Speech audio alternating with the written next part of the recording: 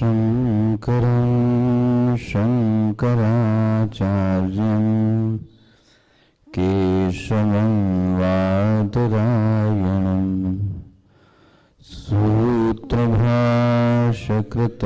वन्दे भगवन्तौ पुनः पुनः भगवन्तौ पुनः पुनः। नमः श्री शंकरानंद गुरुपादाम्बुजन्मने सविलास महामोह ग्राह ग्रासैककर्मणे तत्पादाम्बुजरोहद्वन्द्व सेवा निर्मलचेतसां सुखबोधाय तत्त्वस्य विवेकोऽयं विधीयते विवेकोऽयं विधीयते। 75वां श्लोक। ज्ञस्य भाति सदा व्योमा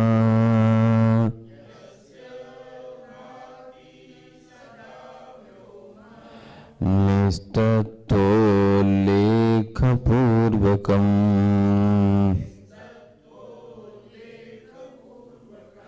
सद्वस्त्वविभात्यस्य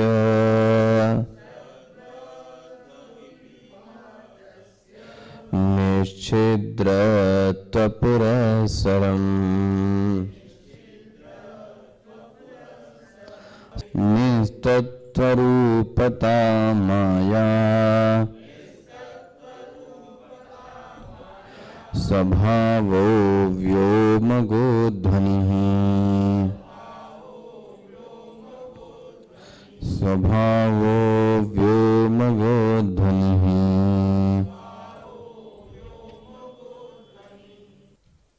अप्रमत्तो भव। पहली एक साधना बोली, जीवन की किसी भी क्रिया के प्रति लापरवाह नहीं होना चाहिए। तैत्तिरीय उपनिषद की श्रुति भी साधक को यही उपदेश देती है।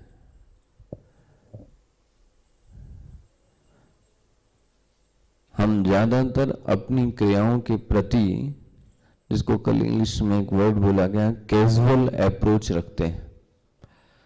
कैजुअल अप्रोच रखने वाला साधक ब्रह्म ज्ञान को लेने में सक्षम नहीं है। इसलिए सबसे पहला निदान क्या बोला गया? अप्रमत्तो भव। जैसे क्या बोला जाता है, आशीर्वाद दिया जाता है, भव। भव मतलब हो जाओ, विजयी भव। तो एक आशीर्वाद क्या दिया गया? अप्रमत्तो भव, अप्रमत्त हो जाओ। अभी क्या हो? बोले प्रमत्त है, पागल है, लापरवाह है। अच्छा जी, फिर बोले ये एकाग्रता कहाँ से आएगी जो आपने बाधा बताई थी? बोले ध्यान आदि। ध्यान की साधना करने से व्यक्ति में एकाग्रता बढ़ती चली जाती है। अच्छा, दूसरा कल मैंने क्या बोला? विवेचनम। ये विवेक विवेचन की जो सामर्थ्य है, बोले ये कब आएगी? बोले युक्ति प्रमाणाभ्याम। यदि कोई साधक युक्ति और प्रमाण से किसी चीज को ग्रहण करता है तो उसमें फिर क्या होगा? तत्तो रूढ़तमो भवेत्। पहले क्या था? निरूढ़। अभी क्या हो जाएगा? रूढ़तमो भवेत्। पहले श्लोक में आया ना, बुद्धोपि भेदो नो चित्ते, फिर शब्द क्या आया? निरूढ़िम। लेकिन यहां पे क्या आ गया? ततो रूढ़तमो भवेत्। अगर ये दो चीजें तुम में आ गई, क्या क्या चीजें? एक तो ध्यान की साधना कर ली, दूसरी हर चीज के प्रति लापरवाह नहीं हो, भूल जाना, इधर करना उधर करना, ये नहीं। और तीसरा कैसे विवेचन करना? युक्ति और प्रमाण के जरिए से ही किसी चीज को ग्रहण करना। युक्ति प्रमाणाभ्याम ततो रूढ़ तमो भवेत्, फिर तो तुम्हारे दिमाग में वो बात बैठ जाएगी। प्रश्न तो यही था कि आकाश और सत्य का जो भेद है वो कुछ समझ में मेरी आ नहीं रहा है। उसका कारण बता दिया और उसका निदान भी बता दिया कि व्यक्ति में वेदांत तो उसके मस्तिष्क में तो रहता है बट उसके व्यवहार में नहीं आ पाता, क्योंकि अनेकाग्रता है उसके चित्त में और संशय है। इन दो बीमारियों के कारण साधक उस ज्ञान को अपने व्यक्तित्व में नहीं ला पाता। अच्छा जी, हाँ एक ही चीज है, एक ही चीज है। कल का सुनिएगा आप, कल के में है पूरी व्याख्या। अच्छा जी, अब क्या बोलते हैं? ध्यान मानाद युक्तोपि, ये ध्यान करने से, मनन करने से रूढ़े भेदे, ये जो रूढ़ मतलब अच्छे से स्पष्ट हो जाएगा। क्या स्पष्ट हो जाएगा? भेदे, भेद स्पष्ट हो जाएगा। किसका भेद? बोले वियत सतो हो। वियत मतलब आकाश, आकाश और सत का जो भेद है वह स्पष्ट हो जाएगा, लेकिन उसके लिए काम क्या करना पड़ेगा? ध्यान, मान, युक्ति, ये सब करना पड़ेगा। तब आपकी बुद्धि में, हृदय में स्पष्ट हो जाएगा कि आकाश तत्व अलग है और सत तत्व अलग है। फिर न कदाचित वियत सत्यम, देखो जी, अब जीवन में कभी भी न कदाचित, कभी भी वियत सत्यम, आकाश सत्य नहीं लगेगा। अब एक बार यदि ये ज्ञान हो गया कि आकाश की नीलिमा मिथ्या है, तो अब जीवन में कभी ये अज्ञान आने वाला नहीं है। बट एक बार ज्ञान होने की जरूरत है। न कदाचित वियत सत्यम, अब यह ज्ञान कभी नहीं होगा। क्या चीज? कि आकाश सत्य है। सद वस्तु छिद्र च, आकाश जो सद वस्तु है वो आकाश वाली नहीं है, वो छेद वाली चीजें नहीं है, है ना। छिद्र वाली चीजें कौन है? आकाश। सद वस्तु क्या है? इनसे अलग वस्तु है। यह ज्ञान हो जाएगा। नेक्स्ट श्लोक देखिए, जहां से देखना है। ज्ञस्य, मिला आपको श्लोक किस नंबर? Page number 135। ज्ञस्य भांति, ध्यान से देखना, जो ज्ञान है, ज्ञस्य मतलब, बोलो जी, ज्ञस्य मतलब ज्ञानी। जिसको ज्ञान हो गया उसको क्या बोला गया है? ज्ञस्य। ज्ञस्य भांति, उसको दिखाई देता है। क्या दिखाई देता है? क्या दिखाई देता है? निस्तत्वोल्लेख पूर्वकम, सदा याद रखना, सद भी दिखाई देता है। फिर से, सदा सद भी दिखाई देता है, लेकिन व्योम भी दिखाई देता है। एक एक शब्द को क्रमशः लेना। ज्ञस्य भांति सदा व्योम निस्तत्वोल्लेख पूर्वकम। अब उसको ये दिखाई देता है कि आकाश का वास्तव में कोई अस्तित्व नहीं है। ध्यान रखना, ये किसको दिखाई दे रहा है? ज्ञानी का। ऐसा ज्ञान हो गया कि आकाश की कोई सत्ता नहीं है। सद्वस्त्वपि विभात्य से, वाह।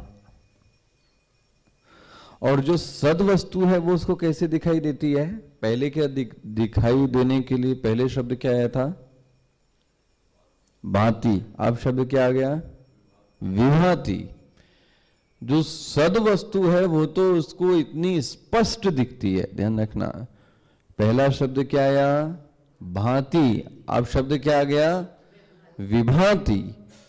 बहुत ही सुंदर स्पष्ट ढंग से दिखाई देता है। किसको? उस ज्ञानी को। क्या दिखाई देता है? सद्वस्तुपि। सद्वस्तु तो उसको बहुत ही अच्छी स्पष्ट तरीके से दिखता है। निश्चिद्रत्व पुरस्सरम, उसको दिखाई देता है कि आंख जो सद्वस्तु है वह अवकाश रहित है। क्या बोलेंगे? सद्वस्तु अवकाश रहित है और आकाश अवकाश सहित है। पकड़ में आ गया? आकाश सत्ता रहित है, आकाश सत्ता रहित है, सत्य की सत्ता आकाश में गई हुई है। क्लियर हो गया? ये बात स्पष्ट हो गई? क्या ज्ञान हो गया उसको? पहली बात, उसको ये ज्ञान नहीं होता कि आकाश नहीं है। क्या लिखा गया है? सदा व्योम, व्योम मतलब आकाश, उसको आकाश भी दिखाई देता है और सत वस्तु भी दिखाई देती है। इसी को मैंने बोला था, ब्रह्म ज्ञान के बाद जगत भी दिखाई देगा। ऐसा नहीं होगा कि ब्रह्म ज्ञान के बाद जगत लुप्त हो जाए, क्योंकि मुझे तो ब्रह्म ज्ञान हो गया और लुप्त नहीं हो रहा है, इसलिए ब्रह्म ज्ञान नहीं हो रहा है, ये अज्ञान है। चाहे ज्ञान हो और चाहे ज्ञान ना हो, जगत तो अपनी जगह वैसे ही दिखेगा। अंतर यह आ जाएगा, अज्ञान दशा में हम जगत की सत्ता को वास्तव में स्वीकार करेंगे, ज्ञान की दशा में जगत की सत्ता वास्तव में नहीं है, प्रातीतिक सत्ता है। बोले कैसे समझें? जैसे अज्ञान की दशा में बच्चे को नीलिमा सत्य लगती है,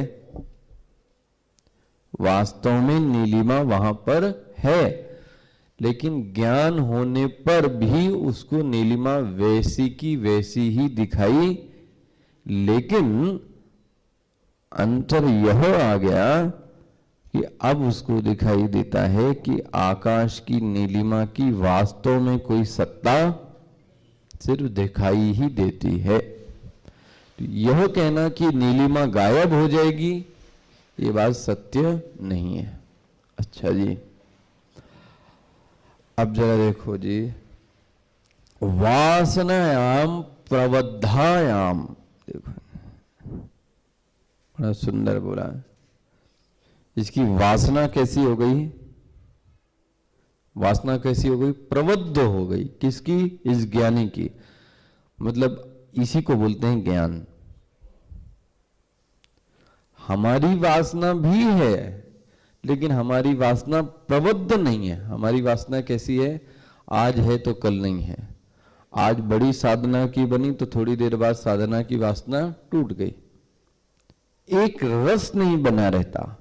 इसकी साधना कैसी है? वासनायाम प्रबद्धायाम, प्रबद्ध हो गई इसकी वासना, दृढ़ हो गई। वियत सत्यत्ववादिनम, देखना जरा ध्यान से,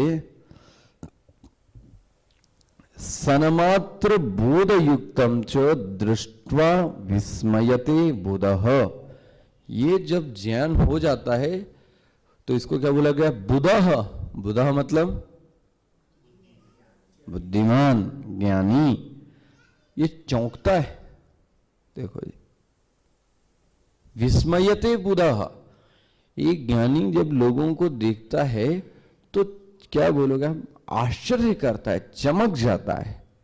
उनको देख के उसको विस्मय होता है। बोले किसको देख के ये चौंकता है? बोले वियत सत्यत्ववादिनम। किनको देख के चौंकता है? ना ना ना, वियत सत्यत्व, वियत को सत्य मानने वालों को देखकर चौंक जाता है ये ज्ञानी। रखना, सबको देख के नहीं चौंकता है। जब कोई साधक उसके पास आता है और क्या कहता है कि वियत सत्य है, तो फिर वो चमक जाता है, उसको आश्चर्य से देखता है, सबको नहीं। फिर से देखना, वासनायाम प्रबद्धायाम वियत सत्यत्व वादिनम, उसकी वासना कैसी हो गई, प्रबद्ध हो गई। अब क्या होता है, विस्मयते बुधा, किसको देखकर, दृष्टवा, देखकर, किसको देखकर, बोले वियत सत्यत्व वादिनम। वियत मतलब आकाश, वादिनम मतलब कहने वाले। क्या कहने वाले, जो आकाश को सत्य मानते हैं। इनको देखकर अब ज्ञानी क्या करता है, आश्चर्य में पड़ जाता है, विस्मय करता है, उसको कुछ समझ में नहीं आता ये कैसे लोग हैं। क्यों नहीं समझ में आ रहा है, क्योंकि आकाश तो मिथ्या है और ये देखो अज्ञानी किसको सही समझ रहा है। तो वो देखता है क्या करें, इनको स्पष्ट दिखाई नहीं देता इतना। वो क्या कहता है, सन्मात्र बोध युक्तम। देखो जी, उसका ज्ञान कैसा है, सन्मात्र, उसके साथ कोई मिक्स नहीं है, ध्यान रखना, सन्मात्र बोध युक्तम। बोध मतलब उस ज्ञान से क्या हो गया, वो युक्त है। कौन, वो ज्ञानी। और अब अज्ञानियों को देखकर वो क्या करता है, आश्चर्य करता है, ये कहां से है, देखो इनको इतना भी समझ में नहीं आता है, बस घूमता रहता है ऐसे। वासनायाम प्रबद्धायाम वियत सत्यत्व वादिनम सन्मात्र बोध युक्तम च दृष्ट्वा विस्मयते बुधा। ये ज्ञानी व्यक्ति तो अब जो है ना, वो देखता है इनको इतना स्पष्ट भेद बताया गया, अभी भी इनको स्पष्ट भेद दिखाई नहीं देता। आकाश और ब्रह्म को क्या समझते हैं, ये एक ही समझते हैं। इसलिए वो क्या करता है, इन पर आश्चर्य करता है कि यह चीजें तो इतनी स्पष्ट हैं, इसके बाद भी ये नहीं समझता है। अब जरा देखो क्या कहते हैं, एवं आकाश मिथ्यात्वे, फिर से देखना, एवं आकाश मिथ्यात्वे, एवं मतलब इस प्रकार।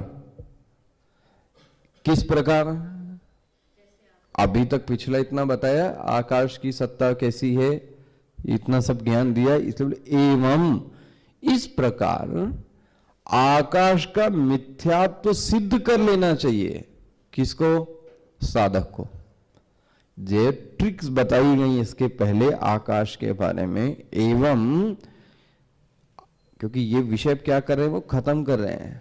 एवं आकाश मिथ्यात्वे, ध्यान रखना, मिथ्या ही मत सिद्ध कर लेना, सत सत्यत्वे च वासिते,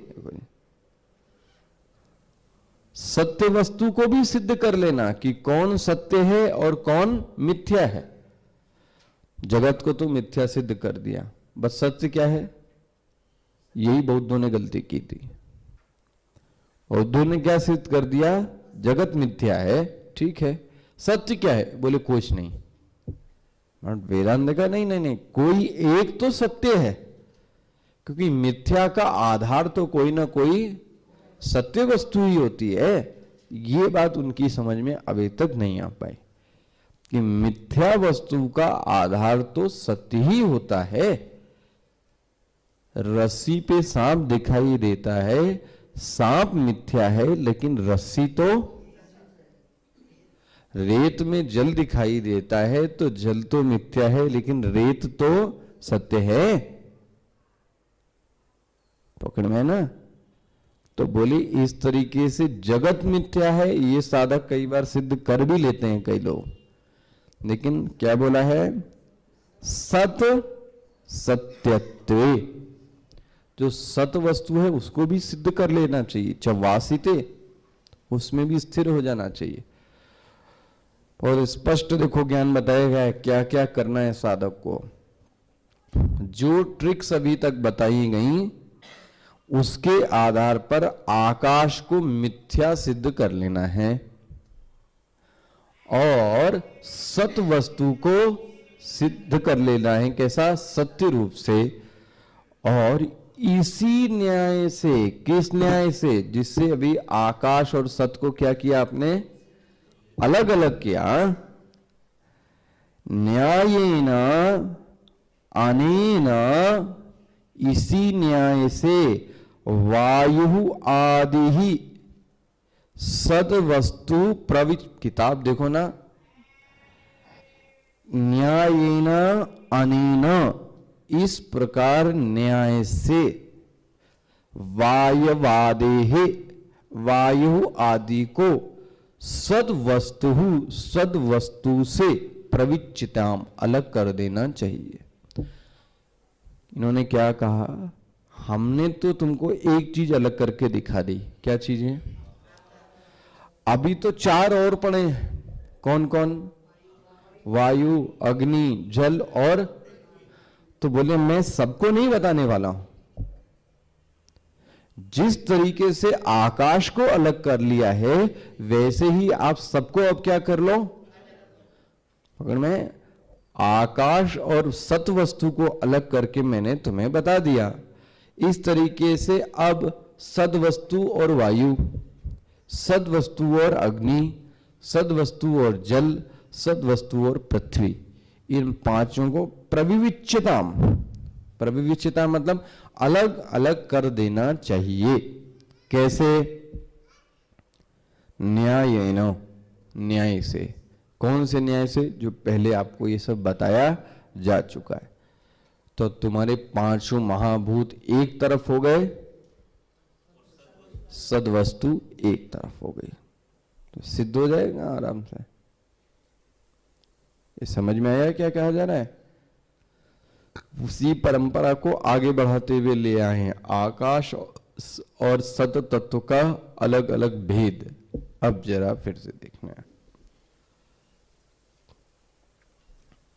सद वस्तु, फिर से देखना, एक देशस्था माया। सद वस्तु के एक देश में कौन है? माया। मतलब माया का निवास कहां है? एक देश में। किसके? सद वस्तु के। समझना जरा, अभी खेराएगा। जो भ्रम होता है वो सर्वांश पर नहीं होता, किस पे होता है? एकांश पे। कभी भी सर्वांश में भ्रम सब रस्सियों पे सांप नहीं दिखाई देगा। कहां पे दिखाई देगा? छोटी रस्सी के टुकड़े पर क्या दिखाई देगा? सांप। फिर से देखना, सद वस्तु के एक देश में कौन स्थित है? माया। अच्छा जी, सदवस्तु एक देशस्था माया। अच्छा जी, अब बोले माया तत्रैक देशकम वियत। माया के भी एक देश में कौन है? बोलो जी। अब समझ लो आकाश की क्या औकात है। हम आकाश को कितना सत्य मानते हैं, व्यापक मानते हैं, बड़ा मानते हैं। ये आक्षेप न्याय दर्शन के लिए है। जो आकाश को कैसा मानते हैं? नित्य मानते हैं। ये उनके ऊपर आक्षेप है। ये जो आकाश दिखाई दे रहा है, ये कहां पे इसकी स्थिति है? सत वस्तु के एक देश में माया, और माया के एक देश में। अब आप समझ लो कि ये जगत कहां पे स्थित होगा? एक कण के रूप में स्थित है ये जगत। आ रही बात समझ में? और आप वैसे देखो भौगोलिक, इस पूरी धरा भूमि में 3/4 भाग तो क्या है? जल है, और 1/4 क्या है? अब आप सोच लो, आपका विश्व अभी 1/4 है और 3/4 हिस्सा अभी बाकी है, और हम इसी विश्व को लेकर ये हो रहा है टेम्परेचर, इधर हो रहा है ग्लोबल टेम्परेचर हो रहा है। अभी तो 3/4 हिस्सा जल क्या है हमारा बाकी है। इतना बड़ा कल्पना भी नहीं कर सकता कोई। उस 1/4 हिस्से में कौन है? ये आकाश और जल है, ये बताना चाह रहे हैं। ब्रह्म के एक देश में माया, माया के एक देश में आकाश। और अब आकाश के अंदर कौन है? वायु के अंदर कौन है? अग्नि के अंदर कौन है? जल के एक देश में कौन होगा? देखो जी, ये पृथ्वी का स्थान है, समझना जरा। सदवस्तु के सदवस्त्वम एक देशस्था माया। एक देश में स्थित है ये माया। माया तत्रैक देशगम, माया के एक देश में कौन स्थित है? वियत तत्र अपि एक देशगतः वायु प्रकल्पितः, और आकाश के भी एक देश में वायु है। देख लो फिर से जाना। सदवस्तु, सदवस्तु के एक देश में माया, माया के एक देश में आकाश, और आकाश के एक देश में ये स्थिति है बोले वायु की। देख लो, ये जगत का हाल है। और हम क्या बोलते हैं? वायु व्यापक है, हर जगह वायु है। आकाश तो माया के एक देश में स्थित है अभी। तो अभी सर्वदेश का क्या हाल होगा? इसीलिए लगता है कि अर्जुन को जब भगवान ने अपना विश्व रूप दिखाया तो कांप गया वो। पहले तो जीत कर दी, उसके बाद भगवान ने उससे प्रार्थना की, भगवान से उसने, आप ये रूप अपना बंद करो, मुझे नहीं देखना है, मुझे वही रूप चाहिए। उसने भी देखा होगा, न जाने कितने सूर्य, चंद्र, आकाश और पृथ्वी उसके मुंह में भगवान के। ये लीला भगवान ने सबको दिखाई है। ये लीला दिखाना बड़ी जरूरी है। कौशल्या को भी दिखाई थी ये लीला, है ना, यशोदा को भी दिखाई है। ये विराट रूप की जो लीला है ना, ये सबको दिखाई है उन्होंने, कि जरा जान लो कि विश्व कितना है और तुम कहां पे हो। अर्जुन ने अपने आप को देखा कि मैं गीता सुन रहा हूं, इतना पुन्ना सा बनकर। कहां पर? भगवान के मुख में। अर्जुन अपने आप को देख रहा है, मैं गीता सुन रहा हूं। और फिर उसने भगवान से प्रार्थना की हाथ जोड़ के, मुझे वो किरीट कंडल वाला रूप ज्यादा पसंद है ना, वो मोर पंख वाला रूप, ये रूप हटाओ, विस्मयतो में महाराजन।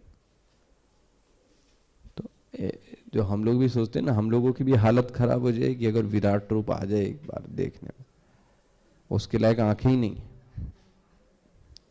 अभी तो आदमी का ही विराट रूप दिखा दिया जाए तो घबरा जाता है आदमी। तो फिर सोचो जरा। कहने का तात्पर्य ये, जिस आकाश को हम सत्य मान रहे हैं उसकी स्थिति क्या है आप देखो जरा। ब्रह्म तत्व में माया, माया के एक देश, ये भी नहीं कि पूरी माया में आकाश हो, माया के भी एक देश में तिनके में आकाश है, और उस आकाश के तिनके में कौन है? वायु है। तो भगवान इसीलिए सबको कहां रखते हैं? अपने मुट्ठी में रखते हैं। सदवस्तु अनेक देशस्था माया तत्रैक देशगम वियत तत्राप्य देशगतो वायु प्रकल्पितः। अब बोले तुमको मैं चमकाता हूं जरा।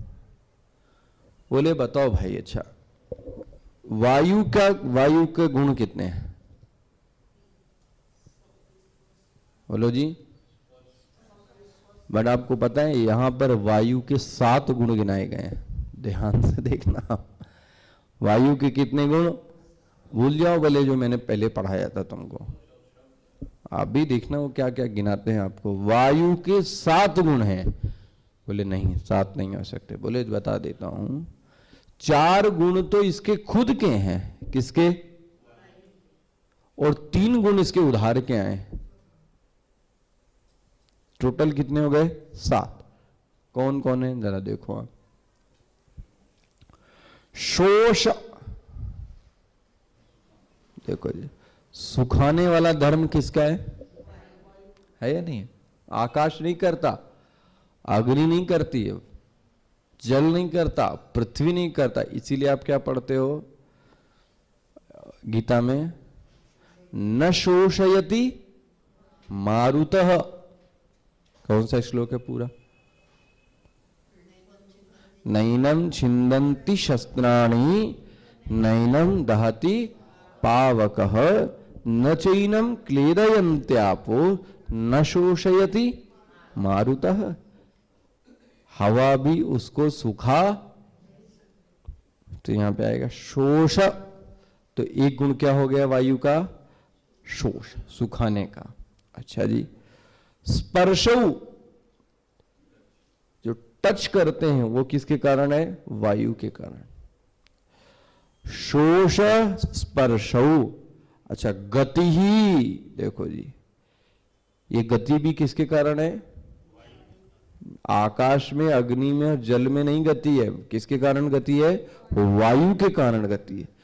और वेग, देखो देखो इतना साइंटिफिक है कि गति और वेग में भी इन्होंने क्या कर दिया है? अंतर कर दिया। इसको मतलब ऋषियों को, आपके ऋषियों को पहले से ये ज्ञान है कि गति अलग है और वेग अलग चीज है, वरना एक ही बोलते वो।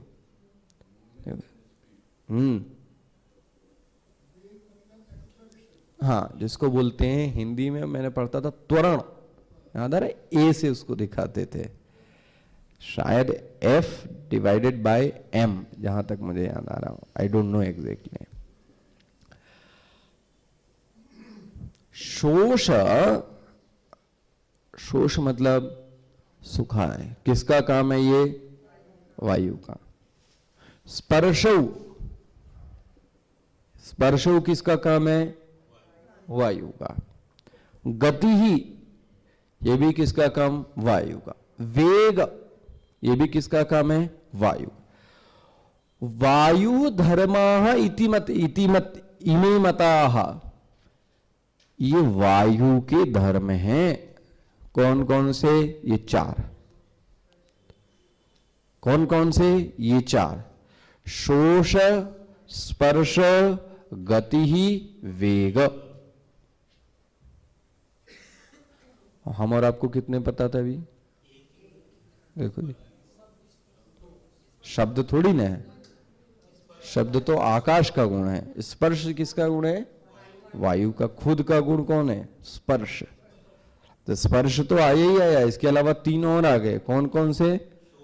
शोष, गति ही, वेगौ, वायु धर्माः इमे मताः।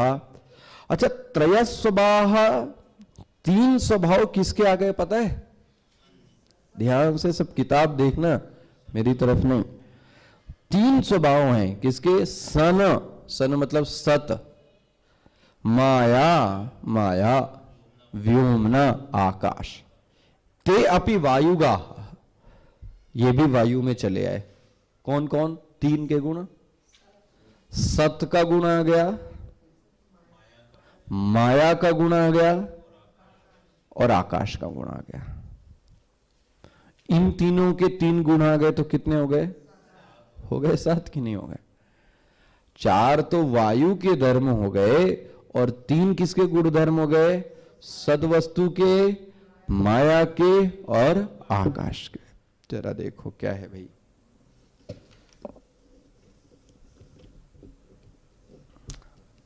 अब हम क्या बोलते हैं?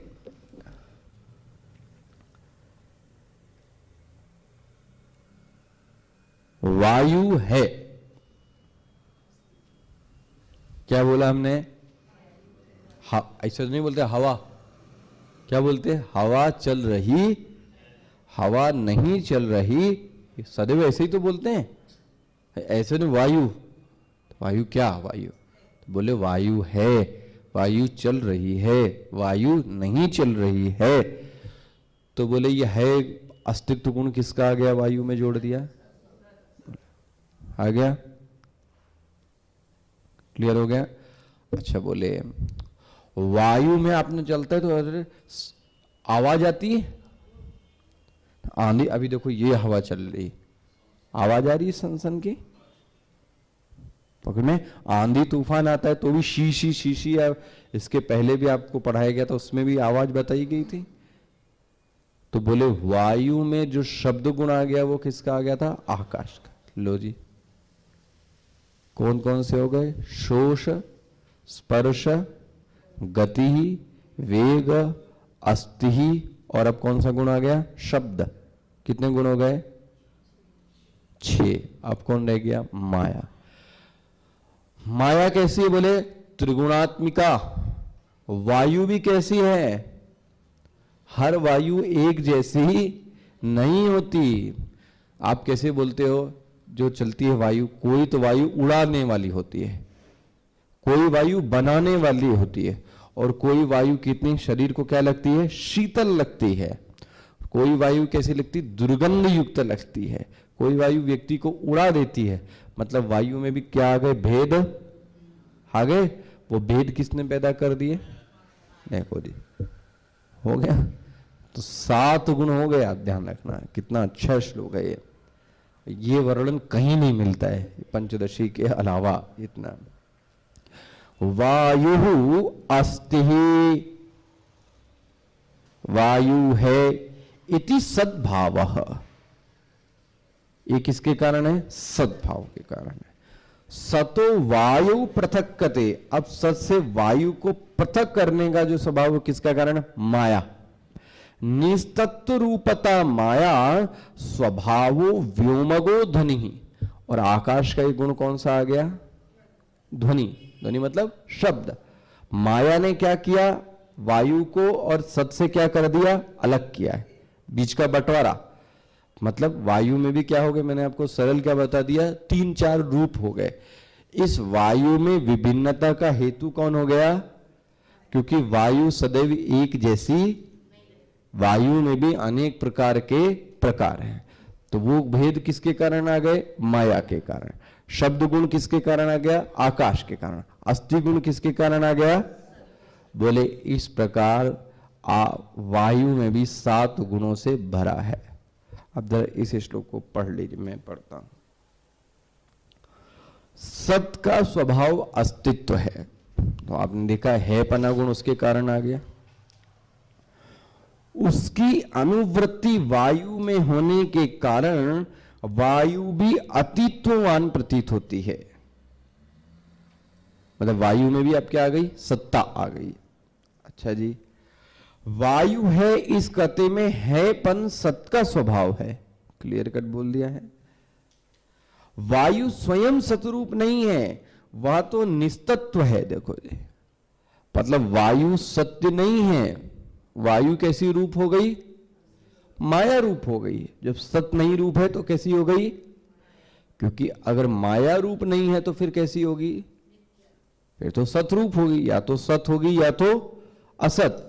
तो यदि सत नहीं है तो फिर कौन सी रूप हो गई? असत। बोले कौन सी रूप है वायु? माया रूप है। अच्छा जी, निस्तत्व माया से उत्पन्न वायु भी तद्रूप है। आकाश का गुण ध्वनि है, आकाश से यह गुण वायु को भी प्राप्त हुआ है। इसलिए वायु में जो वीसी की ध्वनि होती है वह आकाश की ही अनुवृत्ति के कारण है। आकाश की अनुवृत्ति वायु में किस प्रकार है? अब यहां पर एक पूर्व प्रश्न उठा दिया गया, समझना इस चीज को ध्यान से। अभी हमने कुछ दिन पहले आपको यह समझाया था, हर का आकाश वायु में नहीं है। पढ़ाया था मैंने आपको।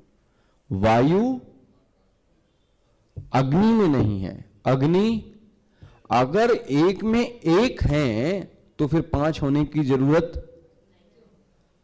पकड़ में 5 या संख्या कब आती है? जब अलग अलग हो। पकड़ में आया। और आप क्या कह रहे हो? आकाश की अनुवृत्ति किस में हो गई? वायु में। वायु की अनुवृत्ति किस में हो गई?